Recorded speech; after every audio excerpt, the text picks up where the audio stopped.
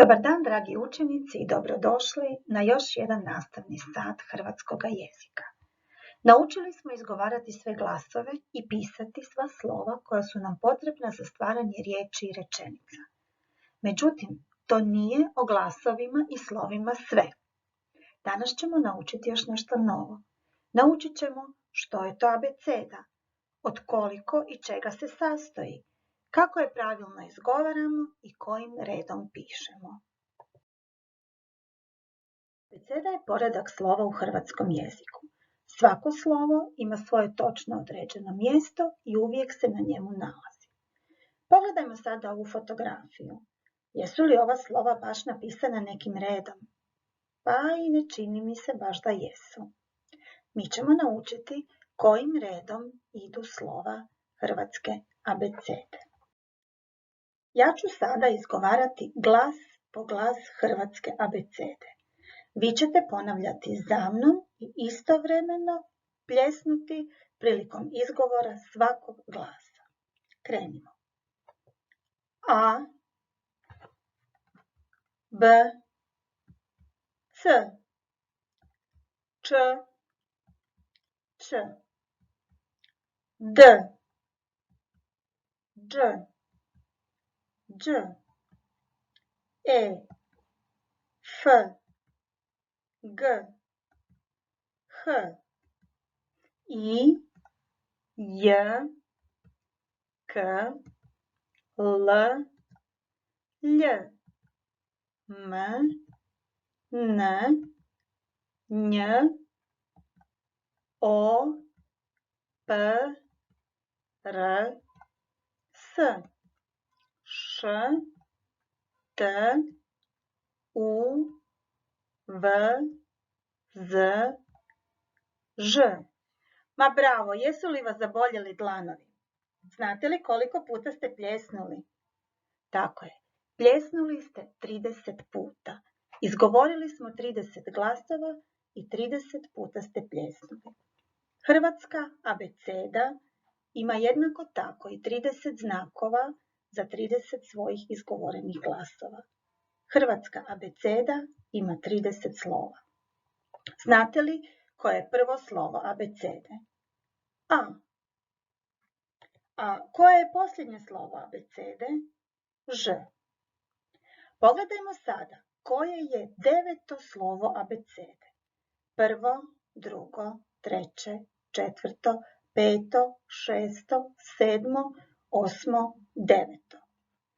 A, B, C, Č, Č, D, Đ, Đ, E. E je deveto slovo abecede.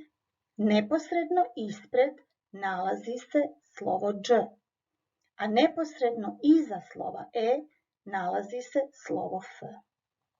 I sva slova od A do Đ nalaze se ispred slova E i sva slova od F do Ž nalaze se iza slova E. Koje je početno slovo tvoga imena? Koje je početno slovo tvoga prezimena? Početno slovo moga imena je slovo V. Neposredno ispred slova V nalazi se slovo U, a neposredno iza slova V nalazi se slovo Z.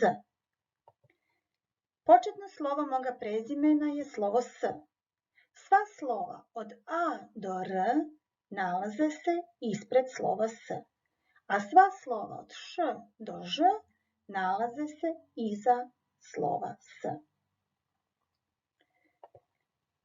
Riječi možemo pisati abecednim redom. Pogledajmo ovo troje prijatelja. To su Vita, Sanja i Ivan. Njihova imena želimo napisati abecednim redom. Kako ćemo to učiniti? Odredit ćemo početno slovo svakog imena. Vitino početno slovo je V, Sanjino S i Ivanovo I. Kada smo odredili početna slova svih imena, u hrvatskoj abecedi određujemo koje se od tih početnih slova nalazi prvo. Pa izgovaramo A, B, C, Č, Č, D, Đ, Đ, E, F, G, H, I. Prvo smo došli do slova I, pa će Ivan biti prvi po abecedi. Zatim govorimo dalje. J, K, L, L, M, N, Nj, O, P, R, S. Došli smo do slova S, stoga je Sanja druga po abecedi, a Vita, budući da se njezino početno slovo nalazi najdalje u abecedi, je treća. Abecednim redom njihova imena glase Ivan, Sanja, Vita. I ovo je troje prijatelja iz jednog prvog razreda. To su Lana, Luka i Lidija. I njihova bismo imena željeli napisati abecednim redom. Ali pogledamo li prva slova njihovih imena, vidimo da su ona potpuno ista. U tom slučaju određujemo drugo slovo u imenu. U Lana A, u Luka u Lidija I. Ta druga određena slova tražimo u abecedi i tako slažemo riječi abecednim redom. Budući da je drugo slovo u imenu Lana A, ime Lana bit će prvo po abecedi. Nakon toga slijedi Lidija i na kraju Luka. Abecednim redom njihova imena glase Lana, Lidija, Luka. Pogledajte ove dvije nerazdvojene prijateljice. Možda su one dobre prijateljice upravo zato što su im roditelji dali potpuno ista imena. I jedna i druga se zovu Marija. Prva djevojčica se zove Marija Kolić, a druga djevojčica Marija Horvat. Ako bismo njihova imena morali napisati abecednim redom, nisam sigurna znamo li kako bismo to učinili. I jedna i druga zovu se Marija. U tom slučaju gledamo kojim slovom započinje njihovo prezime. Kolić započinje K, Horvat započinje H.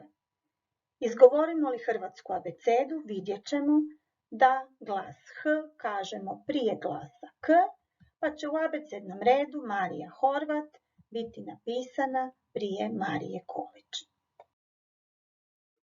Na dodatnom listiću nalaze se imena i prezimena svih učenika iz našeg razreda. Taj popis će ti poslužiti za rješavanje zadataka u tragu u priči na stranici 80 i 81.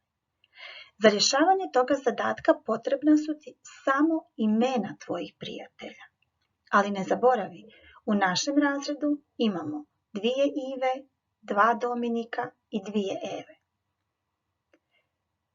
Ako ste zaboravili kako izgledaju vaši prijatelji iz razreda ili ih dugo niste vidjeli, prilažem vam fotografiju prilikom obilježavanja 100. dana škole. Mahnite svojim prijateljima, sigurno vam jako nedostaju.